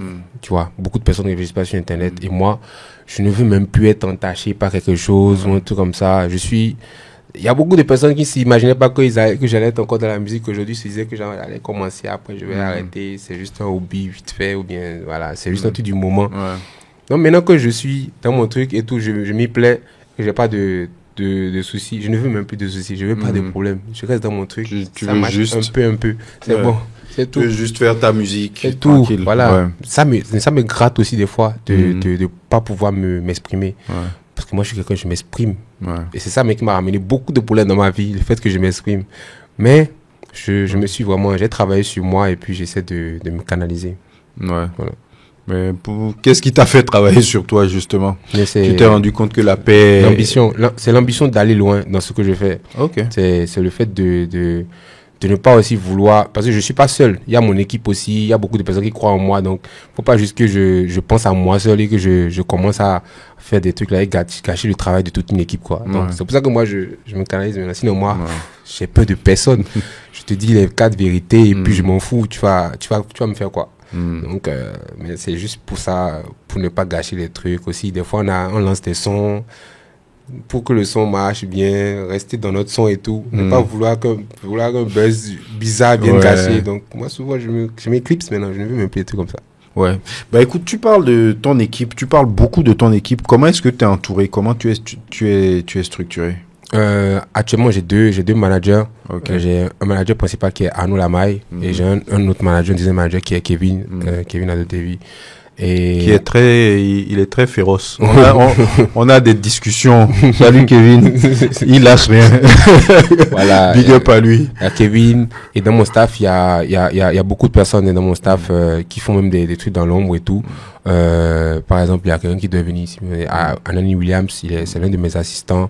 Il y a beaucoup de personnes. Mais en fait, je pense que mon staff est né vraiment de personnes dont j'étais vraiment très proche et qui ont cru en moi bien avant que ça puisse marcher et qui sont très très rigoureux aussi dans le travail.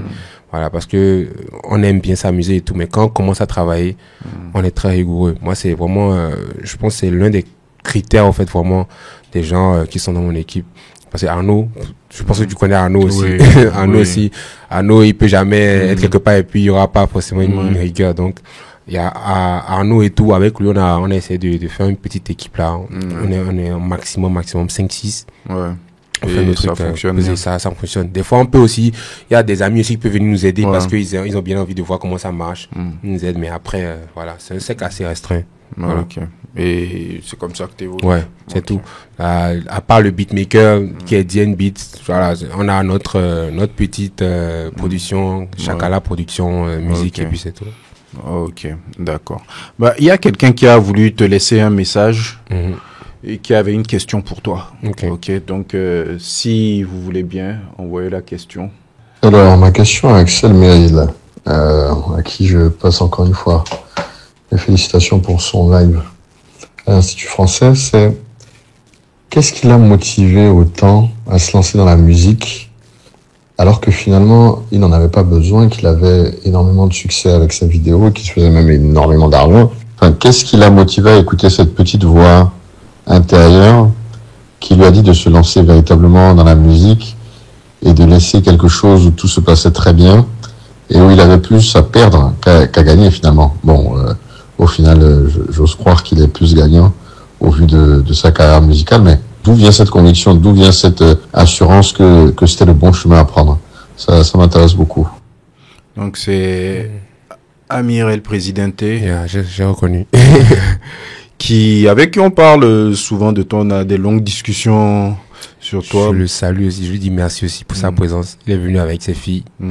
Vraiment, je l'ai vu depuis le podium. Vraiment, merci beaucoup pour sa présence. Pour répondre à sa question, c'est vrai que je me faisais de l'argent et tout dans les vidéos, tout ça. Mais déjà, je pense que la première personne, c'est Mémé. Mémé me disait tout le temps, Axel, j'aime pas tes vidéos, j'aime pas. Ah bon?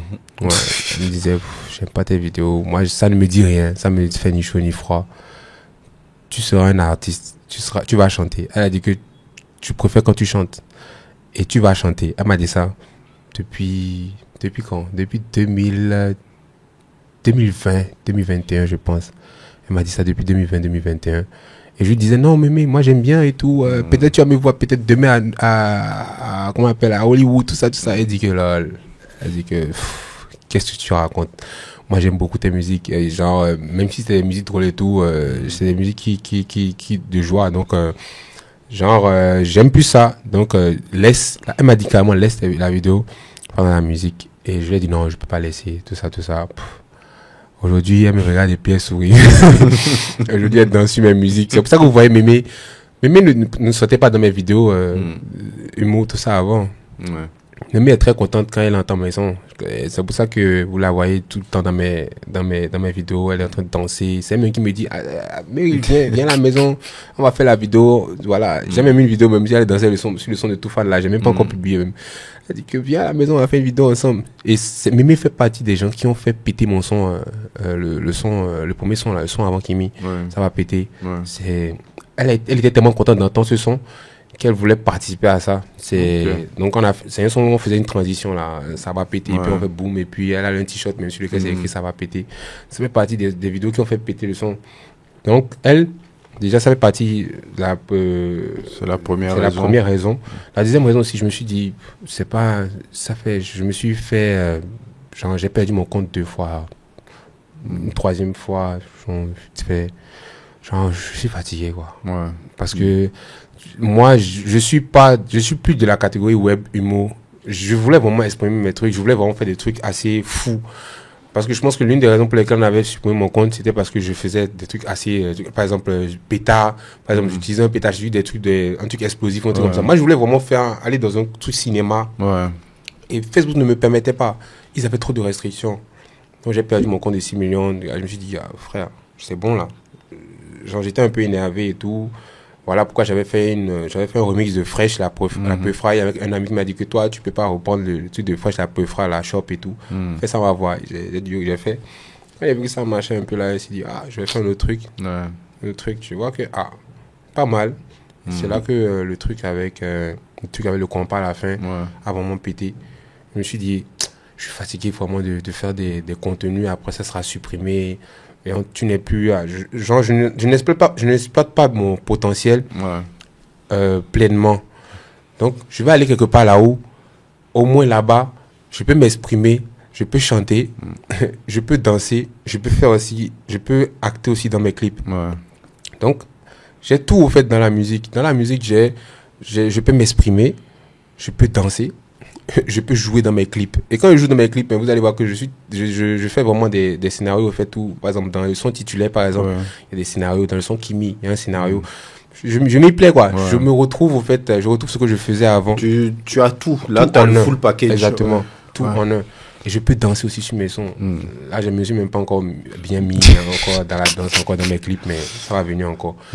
Donc, j'ai tout le full package. Je me suis dit, mais là, je me sens trop bien parce que je peux tout faire. Je peux vraiment tout faire dans tout ce que je suis en train de faire là. Donc, c'était plus ça aussi. Et je pense que les deux raisons primordiales du truc, ce pourquoi je me suis vraiment lancé dans la musique. Et j'aime aussi les risques. J'aime aussi les risques. Moi, j'ai toujours dit, quand les gens disent, par exemple, que c'est plus facile quand tu as déjà une audience, c'est pas du tout facile. Parce qu'en fait, tu as déjà une certaine étiquette, tu as déjà un certain truc là. C'est pas pour rien que la plupart des gens qui faisaient dans l'humour, bien qui faisaient dans le truc là, quand ils se mettent à la musique. Ouais, c'est vrai, hein, il y en a. Enfin, je sais même pas si ça a marché pour. Le seul mec que je connais pour qui ça a marché, c'est Mr. V. Ouais. Le seul mec. En fait, c'est très vrai ce que tu dis. Ça a vraiment marché. C'est Mr. V. Il a réussi à faire la transition. Exactement. Et c'est Mr. V. Et encore que lui, il continue encore les vidéos. Et ça truc là. Mais quand tu relâches complètement. Moi, je connais, il y a même des gens aux États-Unis et tout. Ils peuvent pas lâcher complètement, en fait, ce qu'ils font. Si tu lâches complètement, c'est que tu laisses, au fait, tout ce qui te donne même des revenus. C'est-à-dire que même les vidéos, au fait, au moins, ça peut sponsoriser, au fait, et trucs là. Mais moi, j'ai tout laissé. Je ne fais plus de vidéos, d'humour, je ne fais plus de trucs là. Je fais de la création de contenu. Je suis mes sons. C'est-à-dire, je fais que des vidéos où je chante mes sons sur TikTok. Je ne fais plus de création de contenu. Les scénarios, tout ça, j'ai tout barré. Donc, c'est pas du tout facile. Je dirais, c'est un sacrifice. Au contraire, c'est un sacrifice. Il y en a plein qu'on a vu ici qui ont essayé ça, mais ça n'a pas marché. Ça n'a pas marché. Et moi, je ne peux que dire merci à Dieu. Il y a que Dieu, hein, sinon, en vrai, si on devait compter que sur l'homme, on n'allait pas pouvoir. Voilà. C'est clair. À lui, toute la gloire. Exactement. Et quand les caméras s'éteignent, qu'est-ce qui te rend heureux de façon simple? Manger. Et le foot. Le foot, en fait, moi, je peux jouer 4 fois, 5 fois par semaine au foot. Parce que ça me permet de libérer tout le stress que j'ai pendant que je suis en train de truc là. Tout le stress. Ça me permet de me vider. Voilà, de me vider. Et aussi, toujours les jeux vidéo, parce que je joue aussi beaucoup aux jeux vidéo. Bon, même si je joue pas trop ici à Cotonou, parce que la connexion. Mais à part ça aussi, être avec les potes. Parce que moi, la plupart des inspirations que j'ai, c'est avec les potes. Je suis là comme ça, et puis on parle d'un sujet, et puis je me dis, ça peut faire un bon son là. Donc, le fait que je sois avec mes potes et tout, des fois, c'est un cercle assez restreint, mais on a vraiment des bons sons qui sortent de nos discussions, quoi. Voilà. Est-ce que tu es heureux? Très heureux. Tu vis la vie que tu veux? En fait, tu sais que je n'ai pas encore l'argent. Je n'ai pas encore l'argent, mais je suis content de pouvoir réaliser mes projets. C'est ce qui me rend le plus heureux. C'est le fait de réaliser ce que je vois dans ma tête. C'est ça qui me rend le plus heureux. Par exemple, même pour le concert, j'avais eu l'idée de la cage dans mon truc là, et j'ai dit ça à mon équipe. Le fait qu'on ait réalisé la cage, que ce soit là, même si on n'a pas encore fini toutes les finitions de la cage, j'étais content déjà. Moi, je vois la cage et puis je vois les lumières s'allumer, tout ça. J'étais vraiment aux anges. Donc voilà. En tout cas, nous arrivons à la fin de l'entretien. Donc c'est fini? Oui, c'est fini. Mais est-ce qu'il y a des questions que tu aurais aimé que je te pose, que je ne t'ai pas posées, justement? Des questions... j'aimerais... Il y a une question que j'aimerais aussi... que j'aurais aimé qu'on me pose, par exemple. C'est... comment est-ce que je vois la finalité d'un d'un artiste béninois. Béninois, en fait, la retraite d'un artiste béninois au Bénin. Ouais. Bah, comment est-ce que tu vois ça? Moi, c'est mon seul, comment je vais dire,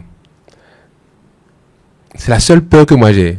Ouais. C'est la seule peur que moi j'ai, ce que j'ai fait. C'est-à-dire, je vois que, par exemple, et la plupart des artistes qu'on a eu au Bénin, s'ils n'ont pas été très très sharp, d'aller sur un côté, c'est dur. Non, c'est dur, c'est très dur. Mais je me faisais la réflexion en venant ici tout à l'heure et je me disais, c'est chaud pour vous, pour toi, ta génération. Et je pense que sur ton profil, vous êtes 2. Mais je pense que tu es même seul dans ta configuration là. C'est chaud parce que il n'y a pas de modèle devant toi pour te montrer comment faire en fait, pour te montrer où aller, pour te montrer voilà. Donc c'est là où c'est exceptionnel ce que tu es en train de faire et j'ai beaucoup de respect pour ça. Mais comment toi tu vois, comment tu vas négocier pour arriver au bout? C'est ça. Mais je me dis que par rapport à nous, notre génération, l'avantage que toi tu as, c'est que tu as déjà une audience internationale. Parce que si tu dois compter sur le Bénin seul, ça peut être compliqué. Même s'il y a des artistes, par exemple Papa Sagouan Danielou, qui s'en sort bien et qui, je pense, lui, sa carrière est un exemple parce que j'ai l'impression que c'est même avec le temps, plus le temps passe, plus ça prend de l'étoffe. Sans qu'il ait forcément besoin de sortir de nouveaux morceaux, tellement il a installé son nom dans l'esprit collectif, tellement il a le respect de tout le monde, que sa carrière grandit même avec lui. Mais à part lui, bon, le reste, c'est un peu complexe. En fait, c'est même pas de leur faute. Hein. Non. Pas de leur faute. C'est pas du tout de leur faute. Parce qu'en fait, moi, surtout, pourquoi je pose la question, parce que je me dis, est-ce qu'on peut vraiment vivre de son art, en fait, surtout quand on est artiste béninois, et qu'on veut vraiment finir dans la musique, c'est-à-dire que tu veux pas faire autre chose que la musique. Que la musique. Non, ça, c'est pas possible. Enfin, pour moi, je pense que la musique, c'est ce que tu disais tout à l'heure. La musique, c'est un business aujourd'hui. Donc, si tu ne mets pas le business à côté de la musique, bah, tu vas mourir la guitare à la main. En faisant de belles chansons, on va dire, il était sur ta tombe, on va écrire, il était très talentueux. Et puis, ça va s'arrêter là. Donc, je pense qu'il faut réfléchir quand même. C'est important, en tout cas, de maîtriser les codes de où est-ce qu'il y a l'argent, où est-ce qu'on fait l'argent avec la musique. Sinon, même financer la musique, c'est compliqué. C'est pas avec les cachets là. C'est trop compliqué. Que tu vas faire. C'est très compliqué. Après, c'est des sacrifices. C'est des sacrifices. Même moi, quand j'aurais pu prendre, par exemple, mon argent et aller faire autre chose avec au début, là. Clairement, hein. Genre, j'aurais pu aller construire. Acheter des terrains. Voilà, acheter des terrains. Construire. Oui, mais c'est un sacrifice de malade. Et c'est un risque. Aller faire des clips de 10 millions. 10 millions, c'est pas, mais après, moi, c'est ce que je dis. Je suis heureux quand je vois le résultat. Moi, je m'en fous du reste. C'est pour ça que je dis que je suis très heureux quand je vois le résultat. Tu vois ce que tu as fait et tout, tu es content, tu te dis que mais c'est trop bien. Tu oublies complètement ce que tu as mis comme argent. C'est bien. Et je pense que le public te le rend bien. Donc, très bien. Voilà. Et on va essayer de faire mieux. On va voir ce que ça va donner. En tout cas, c'est tout le mal qu'on te souhaite, mais tu es sharp, donc reste sharp pour ça. Tout va bien se passer. Quand on a mon esprit, là, c'est pas un problème. Moi, il a dit à ma grand-mère que moi, mais si ça ne marche pas, là, je vais venir seulement rester chez toi et puis on va manger les gars ensemble. C'est tout. Donc, moi, j'ai dit un esprit moi, je fonce dans ce que j'ai à faire. Si ça marche, c'est cool. Si ça marche pas aussi, c'est Dieu qui a. Mais je pense que ça va marcher. J'ai la conviction que ça va marcher. Amen. Voilà. Amen. Merci beaucoup, Axel, de nous avoir donné du temps pour ta transparence. C'est vraiment plaisant et puis bon vent à toi. Merci beaucoup. Merci de m'avoir invité aussi. Non, c'est un plaisir. Ça faisait longtemps. Il fallait que tu passes là. Non, c'est normal. J'espère que pour mon prochain concert là. Ouais, je serai là. En tout cas, si je suis là, je serai là. Je devais être là, mais j'ai dû me rendre à Lomé. Mais on m'a rendu compte fidèlement de ce qui s'est passé. Donc, la prochaine fois, ne vous inquiétez pas, vous serez bien posé, on va bien vous servir du champagne, tout ça. Voilà. Très bien. Allez, merci beaucoup. Cotonou Boy Show.